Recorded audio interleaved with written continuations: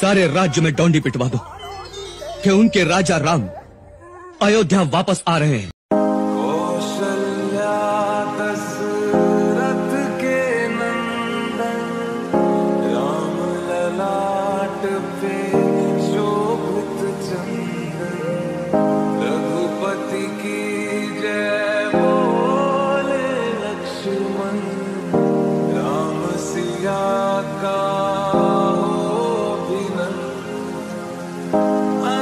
जय जय श्री राम। अरविंद कुमार মানে এখানকার ভাইব্রেশনটা আলাদা, এনার্জিটা আলাদা। अंजलि सिंह मथुरा, जय अंजलि सिंह मथुरा जहाँ कहीं भी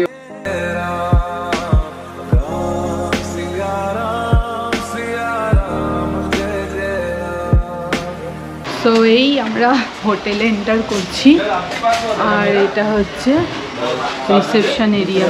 এখানে এদিকে রিসেপশন এরিয়া, এদিকে লিফট আছে। দেখি আমরা এবার কোথায় রুম পাই। হে গুড আফটারনুন এভরিওয়ান, আমি Arpita and welcome back to our channel better living. Better living এখন দাঁড়িয়ে আছে শ্রী রাম জন্মভূমি অযোধ্যা ধামে।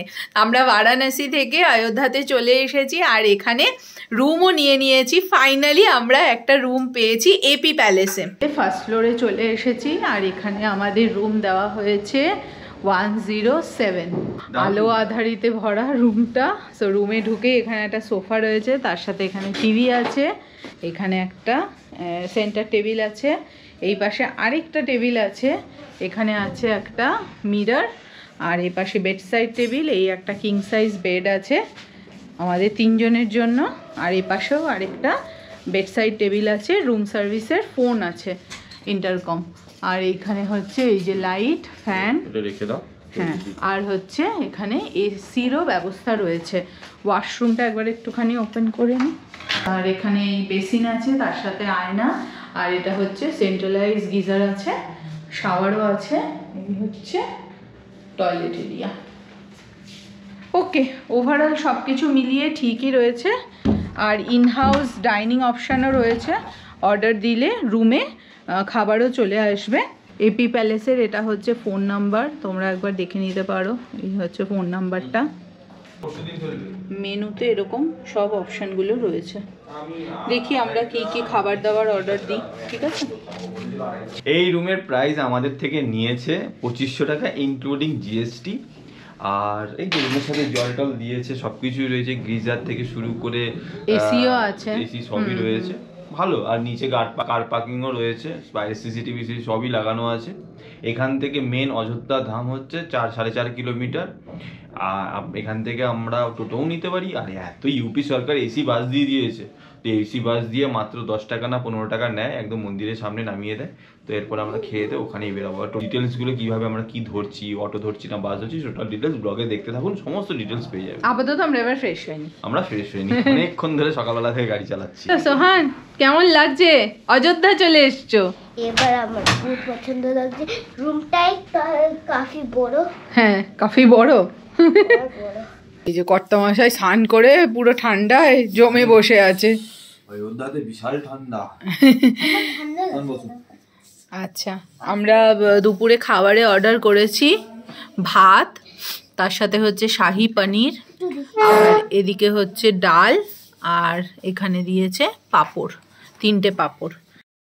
তাড়াতাড়ি চটপট আবার বেরোতে হবে। এখন ঘড়িতে টাইম হচ্ছে বিকেল 4:30 আর আমরা সবাই ড্রেস আপ হয়ে পড়েছি। আমরা যাচ্ছি কোথায়? রাম জন্মভূমি। ইয়েস, আমরা রাম জন্মভূমি যাচ্ছি, রামলাল্লাকে দেখতে। ভেরি মাচ এক্সাইটেড, মানে মনের আবেগকে একটু কন্ট্রোল করে নিই আর চলো বেরিয়ে পড়ি। এখন বিকেল 4:45 বাজে, তো গাড়ি নিয়েই বেরিয়েছি। ওখানে একটা গভর্নমেন্টের কার পার্কিং আছে, এই বাদুর, তো সেখানে আমরা কার পার্ক করব, আমাদের হোটেল থেকেই বলে দিল, তাই না? রাম জন্মভূমির দিকে যাত্রা শুরু করা যাক। সবাই একসাথে বলো, জয় মা জয় গুরু। অযোধ্যার গলিতে গলিতে এখন গাড়ি চালাচ্ছি, ব্রেজা চলছে, ডব্লিউবি ব্রেজা। ওয়েস্ট বেঙ্গলের গাড়ি এখন অযোধ্যার গলিতে গলিতে। এখানে বহুত বাদর চলে। বহুত বাদর চলে, বহুত আসে বাদর।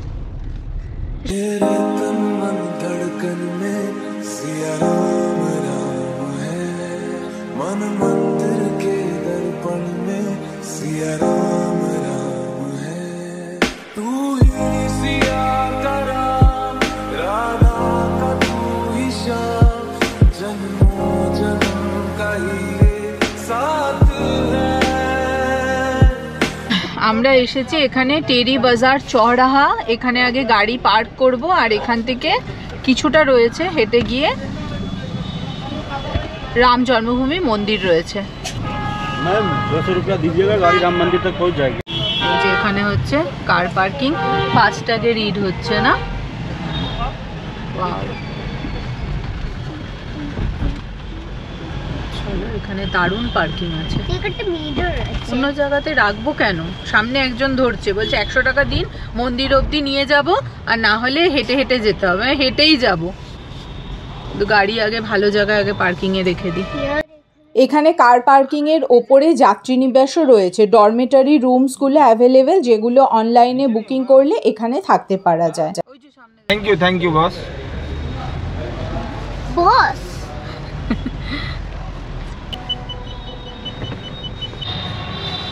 দারুণ সুন্দর জায়গা করেছে পার্কিং, লিফট ফেসিলিটিস রয়েছে, টয়লেট রয়েছে।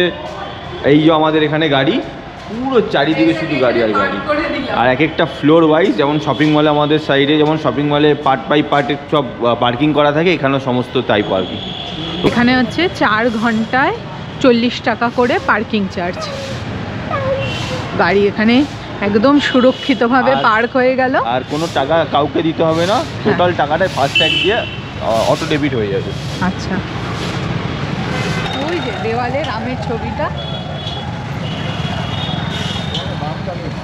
এইখান থেকে পুরো নো এন্ট্রি করা, এর এপারে আর কিছু সেভাবে যায় না, তবে ই রিক্সা আছে, ই রিক্সা যায়, তা আমরা হেঁটে হেঁটেই যাব। পুলিশে পুলিশে পুরো ছয় লাভ। আমার এই রাস্তা দিয়ে ফোরহুইলার নিয়ে যেতে গেলে বাহন পাস লাগবে। এই পাসটা হয়তো এনারাই লোকাল পুলিশের সাথে আলোচনা করতে হবে যে কীভাবে বার করতে হয়, তারাই বলে দেবে।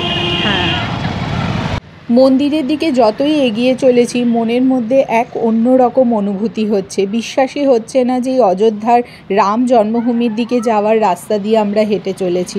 কিছুদিন আগেই টিভির পর্দায় দেখলাম রাম জন্মভূমির উদ্বোধন হয়েছে, আর আজ সেই রামলাল্লাকে দর্শন করতে যাচ্ছি। এটা হচ্ছে গেট নাম্বার 11। এখানে ড্রোন ফ্লাই করা যাবে না, ঠিক আছে? হ্যাঁ, নো ড্রোন জোন লেখাই আছে, আর পুরো হাই সিকিউরিটি, পুরো ফেন্সিং করে টোরে পুরো মানে আটকানো পুরো জায়গাটা। ওই তো আরেকটু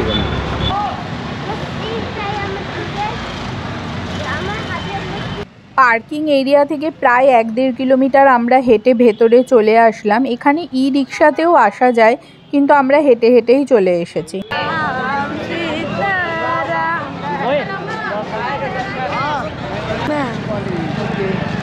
শ্রীরাম, জয় শ্রীরাম। শ্রীরাম, তোমারও জয় শ্রীরাম, শুধু শ্রীরাম। এই শ্রীরাম, বন্দে ভারত। এই প্রথম আমরা গেটটা পেলাম, এই সেই গেট। এখান থেকে দেখি কি দেখা যায়। সীতারাম, সীতারাম, জয় সিয়ারাম। চলো এবার এখান থেকে এন্ট্রি, এবার থেকে এন্ট্রি পেয়ে গেছি আমরা। আর কিছু কথা বলছি না, এবার শুধু আমাদের সাথে সাথে চলো। দারুণ লাগছে সুদূর কলকাতা থেকে এসে সব পরিবারে আবার এসে যে পুজো মানে রামের মন্দিরে ঢুকতে পেরেছি, এটাই বড় ব্যাপার। Way to temple.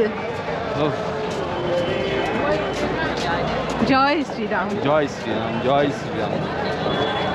এগুলো এতদিন টিভি পর্দায় দেখেছি না গো। হ্যাঁ, বয়স্কদের জন্য হুইল চেয়ারেরও ব্যবস্থা রয়েছে। 100 টাকা 200 টাকার বিনিময়ে এখানে হুইল চেয়ার পাওয়া যায়।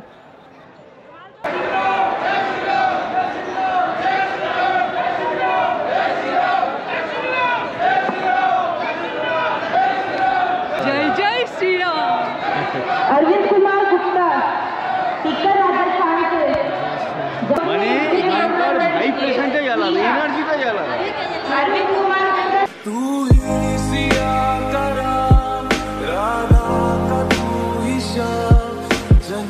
अंजलि सिंह मथुरा जय अंजलि श्री सिंह राम। मथुरा जहाँ कहीं भी हो। মঙ্গলদ্বীপ কোম্পানির ধূপগুলো দেখুন, সাইজ দেখুন। মঙ্গলদ্বীপ কোম্পানি এক একটা করে ধূপ বানিয়েছে, বিশাল মোটা মোটা। পুরো জায়গাটা পুরো গন্ধ গন্ধ হয়ে গেছে। সোহানের সাইজের ধূপকাঠি এক একটা। এরপরে কিছু দূর গিয়ে একটা ব্যাগেজ স্ক্যানিংয়ের কাউন্টার রয়েছে, সেখান থেকে আমাদের সমস্ত ব্যাগ স্ক্যান করে নিতে হলো। এখানে হচ্ছে জুতো রাখতে হবে, এই জায়গাটায় জুতো, ওইদিকে ব্যাগ আর হচ্ছে মোবাইল সমস্ত কিছু রাখতে হবে। তো এপাশে ওকে জুতো রেখে নিই। চলো এটা বাবাকে দিয়ে দে। এবার ক্যামেরা, মোবাইল ফোন সমস্ত কিছু রেখে দিতে হবে। এই অবধি হয়তো ক্যামেরা করতে পারবো, এরপরে রেখে দিতে হবে ফোন সমস্ত কিছু। Phone, camera, bag, smart watch সব কিছু জমা রেখে প্রায় 500 মিটার হেঁটে আমরা মন্দিরের দিকে এগিয়ে চললাম। আর এই অংশ থেকে মন্দিরের কোনো রকমই ছবি আমি কিন্তু তুলতে পারিনি, কিন্তু মনে একটা ইচ্ছা ছিল যদি একটা ছবি তুলতে পারতাম, যদি কিছুটা ভিডিও পেতাম। তো এখানে যারা কর্তব্যরত পুলিশ অফিসাররা ছিলেন তাদের কাছে অনুরোধ করাতে তিনি আমাদের কয়েকটা ছবি তুলে দেন। এবং এখানে লোকাল একজনের সাথে পরিচয় হওয়ায় তাকে যখন বললাম যে আমরা আমাদের ইউটিউব চ্যানেলে মন্দিরের কিছু ভিডিও দিতে চাই, তখন তিনি আমাদের সাথে কিছু ফটো এবং ভিডিও শেয়ার করলেন। সেগুলো এখন তোমাদের সাথে শেয়ার করছি, দেখে নাও। শ্রী রামচন্দ্রের মন্দির রাজস্থানী গোলাপি মার্বেল দিয়ে তৈরি। মন্দিরের নকশা ও কারুকার্য অবাক করার মতো। মন্দিরের দেওয়ালে ভগবান রামের জীবন চিত্রিত করা হয়েছে। সোনার দরজা চন্দন কাঠের ওপর তৈরি। মন্দিরের গর্ভগৃহ অষ্টভুজাকৃতি, যেখানে 5 ফুট উচ্চতার রামলাল্লা শিশু মূর্তিরূপে বিরাজমান। মন্দিরের দেওয়াল নানা রঙিন ফুলে সুসজ্জিত। ভারতবর্ষের প্রতিটা প্রান্ত থেকে অসংখ্য ভক্ত তাকে এক ঝলক দেখবেন বলে এসেছেন। ভগবান রামলাল্লাও সকাল 7টা থেকে রাত্রি 10টা পর্যন্ত তার ভক্তদের দর্শনের জন্য হাসি মুখে দাঁড়িয়ে আছেন। প্রাণ প্রতিষ্ঠার পর রামলাল্লার মুখে যেন এক মিষ্টি হাসি। মন্দিরে প্রবেশ করতেই শত শত ভক্তগণ রাম নাম জপ করতে শুরু করে দিলেন। কেউ বা তাকে দেখে অঝরে কাঁদছেন, কেউ বা অবাক নয়নে তাকিয়ে আছেন। আমরাও আস্তে আস্তে তার সামনে এগিয়ে চললাম। 2 মিনিট তার সামনে চুপ করে দাঁড়িয়ে 2 চোখ ভরে তাকে দর্শন করলাম। এ যেন এক অপার শান্তি। সম্পন্ন হলো আমাদের তীর্থযাত্রা।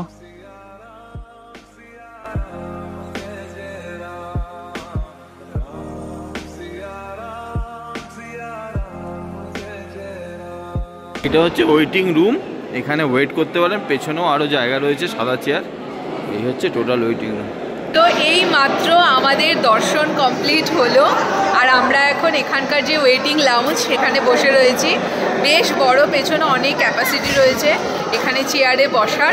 আর তার উল্টো দিকে রয়েছে টয়লেট, ওয়াশরুম, তার সাথে সাথে ড্রিঙ্কিং ওয়াটার সব কিছু রয়েছে। বাইরে আবার দেখলাম মেডিসিন থেকে শুরু করে সব ধরনের ফ্যাসিলিটিস রয়েছে। কোনো মেডিকেল ইমার্জেন্সি হলে তার জন্য ওষুধপত্র সমস্ত কিছু রাখা আছে। সেটা বলো। উফ, অসাধারণ, মানে পুরো রাজপ্রাসাদ তৈরি করা।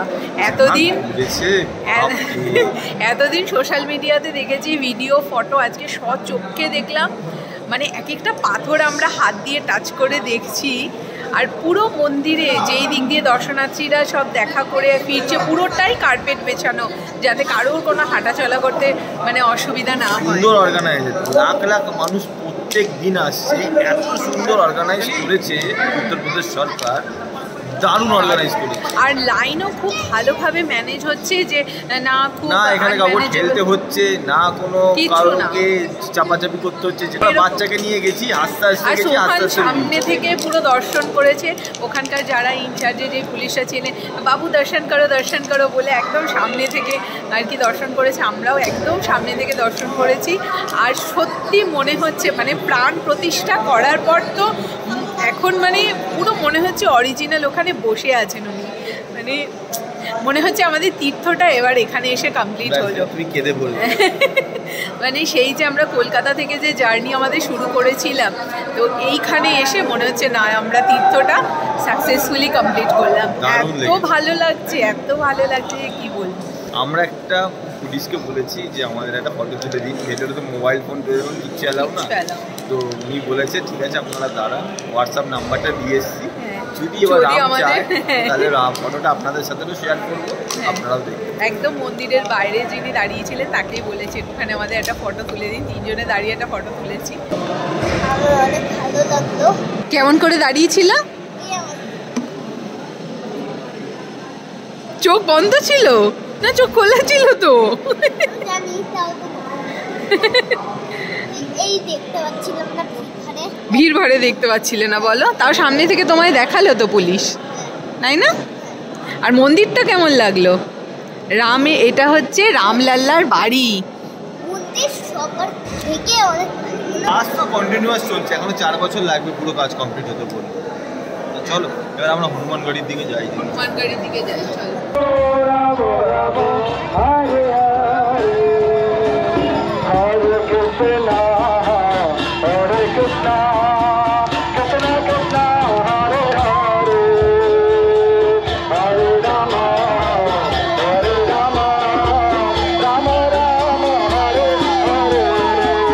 সবাই না এখানে জায়গায় জায়গায় আবার সেবাও দিচ্ছে, তাই না? গরম জায়গায় ভান্ডারা দিচ্ছে, যে যেমন পাচ্ছে সে তেমন সেবা দিচ্ছে। কেউ ইডলি খাওয়াচ্ছে, কেউ খিচুড়ি খাওয়াচ্ছে, কেউ চা খাওয়াচ্ছে, কেউ চা খাওয়াচ্ছে, আর সোহান আমাদের চিপস খাওয়াচ্ছে।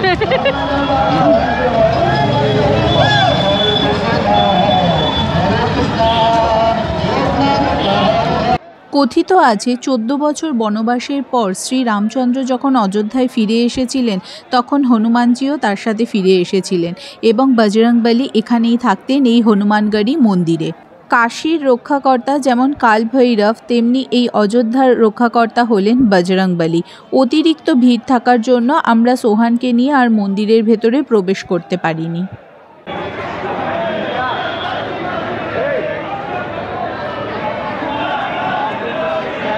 আমরা যাচ্ছি কনক ভবনের দিকে, যেটা হনুমানগড়ি থেকেই ওই 350 মিটার মতো হাঁটা পথেই যাচ্ছি। আর দুপাশে হচ্ছে এরকম অনেক দোকান, আর পুরো জায়গাটাই হচ্ছে পুরো সবই দেখো নতুন নতুন সব রং হয়েছে না। ও এখান থেকে রাম মন্দির দেখেছে, বলছে আমি একটা রাম মন্দির বাড়িতে দেখি নিয়ে যেতে পারি কি না। कौन सा? ऊपर में जो पीला कलर का ऑरेंज कलर का लगा हुआ है, गोल्डन का? हाँ कितना दाम है? ये वाला ना, इसके सामने छोटा वाला जो। हाँ हाँ हाँ 250 का है।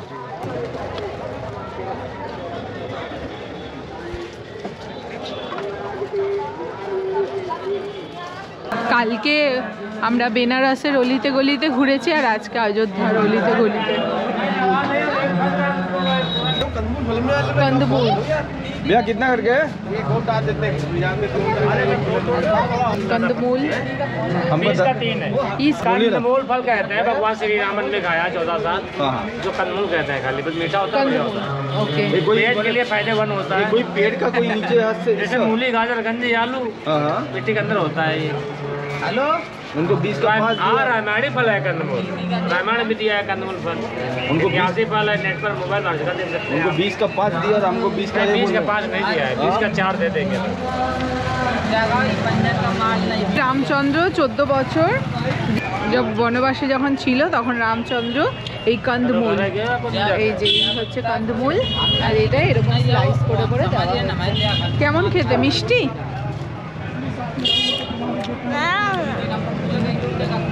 হ্যাঁ বাহ,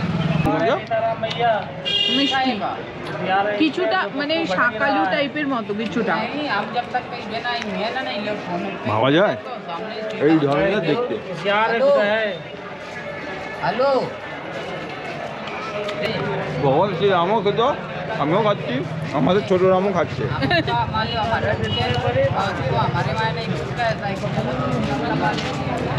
এই হলো কনক ভবন, এখানে সীতা মা থাকতেন। হ্যাঁ, কথিত আছে কৈকেয়ী মা সীতা দেবীকে এই ভবনটা দান করেছিল, তার জন্য এই ভবনটার নাম নাকি কনক ভবন।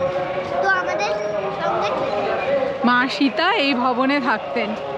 এই হচ্ছে কনক ভবন। ও সেই রামায়ণ চলছে, সেই পুরনো রামায়ণ চলছে, বাহ। আর এই হচ্ছে কনক ভবন। ভাবা যায় এখানে মা সীতা থাকতেন। পবিত্র জায়গা। জয় মা সীতা।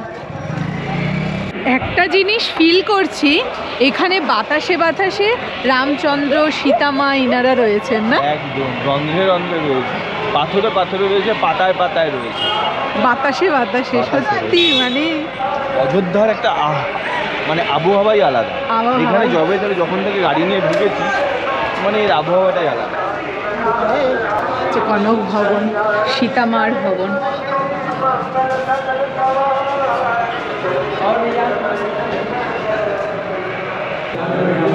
सीताराम।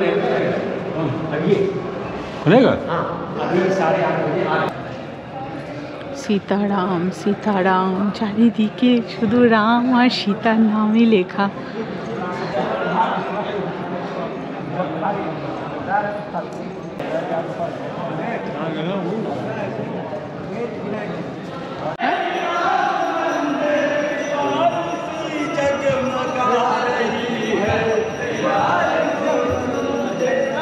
এখানে হচ্ছে সীতা মায়ের পায়ের চিহ্ন এখানে রাখা। সমস্ত মন্দিরের গায়ে সীতারাম লেখা আছে, আগে সীতারাম, তাই এদিককার বেশিরভাগ মানুষরা জয় শ্রীরামটা আগে বলে না, আগে বলে জয় সীতারাম। শুরুটাই করে সীতারাম, তারপরে জয় শ্রীরাম। জয় সীতারাম। জয় সীতারাম। মা সীতা থাকতেন তো ভাবা যায় না, অযোধ্যায় এসে মানে এই ট্রিপটাই একটা অন্য ধরনের শক্তি, এনার্জি, অনেক কিছু নিয়ে বাড়িতে ফিরছি। আশা করি আমাদের ব্লগের মাধ্যমে আপনারাও অনেক এনার্জি পেয়েছেন। সীতারাম ভবনে দেখো কারা রয়েছে, কনক ভবনে প্রচুর এখানে বজরংবলীর ছানাপোনারা রয়েছে। বাদর হনুমানে ভর্তি এই জায়গাগুলো, হবেই এটা। রাম থেকে বড় যদি রাম ভক্ত কেউ থাকে তাহলে সে হচ্ছে আমাদের বজরংবলী। সময়ের অভাবে আমরা দশরথ মহল, সরজু নদীর পাড় এই জায়গাগুলো যেতে পারিনি। তোমরা আসলে এই স্থানগুলো অবশ্যই দর্শন করে নিও। এখন আমরা হোটেলের দিকে ফিরছি। অযোধ্যার পাপড়ি চাট এখান থেকে নিলাম। পাপড়ি ভেঙে ঘুগনি দিয়ে সস দিয়ে খাওয়া হয়েছে। সস না না, ওদের মনে হয় বানানো চাটনি একটা কিছু। আমরা এখান থেকে কি অর্ডার দিলাম সোহান? এখন কি খাবো? চাউমিন। আর আমরা কি খেলাম? চা। এই যে চাউমিন চলে এসেছে, খা। গরম আছে আস্তে আস্তে। কনক ভবন থেকে আমরা একটা টোটো নিয়ে এই এখানে আসলাম, টেডি বাজার চৌরাহা, যেখানে এই গাড়ি পার্ক করেছি আমরা। আর এইখানে এটাও সুন্দর, এই জায়গাটা যাওয়ার সময় দেখছিলাম শ্রীরামের ধনুক, শ্রীরামের ছবি দিয়ে সুন্দরভাবে সাজানো। এইখানে ধর্মশালা, ব্যাংকুয়েট, এগুলো সমস্ত কিছু বানানো হয়েছে। চলে এলাম পার্কিংয়ে। আর কোথায় ব্রেজা? একটু গাড়িটা খুলে দাও, আমি আর সোহান বসি। তুমি ওয়াশরুমে গেলে যাও। Better living. 9টা বাজে, আমাদের মোটামুটি অযোধ্যা ঘোরা কমপ্লিট হলো। আমরা যে কারণে অযোধ্যা এসেছিলাম সেই কারণটা সার্থক। রাম লাল্লাকে দর্শন করতে পেরেছি ফাইনালি, এটাই আমাদের কাছে একটা বড় ব্যাপার। কলকাতা থেকে এত দূর গাড়ি চালিয়ে এসে রামকে দর্শন করতে পেরে সত্যি আমি আমার পরিবারকে নিয়ে খুবই মানে ভালো ব্লেসড ফিল করছি। মানে অযোধ্যার রাস্তায় এখন গাড়ি চালিয়ে আমরা এখন হোটেলের দিকে ফিরছি। আর আমাদের যে তীর্থযাত্রা, মনে হচ্ছে তীর্থযাত্রা এখানে কমপ্লিট হলো। আর কালকে এবার আমাদের বাড়ির দিকে ফেরার পালা। তো আমার রাম লাল্লা হ্যাঁ দেখে অনেক খুশি হলাম। যেমন আমার মতোই সাইজ ছোট, আর আমিও ছোট, তো আমার মতো দেখে আমি, তার মানে ওটা আমি। আচ্ছা আচ্ছা, সামনে আমি দাঁড়িয়ে আছি। এই জাস্ট হোটেলে ফিরলাম, আর সব মিলিয়ে রাম জন্মভূমির অভিজ্ঞতা, অনুভব সে ভাষায় প্রকাশ করার মতো না। প্রায় অনেক আগে রয়েছে ব্যাগেজ কাউন্টার, সেখানে আমরা সব কিছু মানে মোবাইল, ক্যামেরা, ব্যাগ সব জমা করে নিলাম, শুধুমাত্র পার্স হাতে রাখা যাবে, তাছাড়া আর কিচ্ছু না।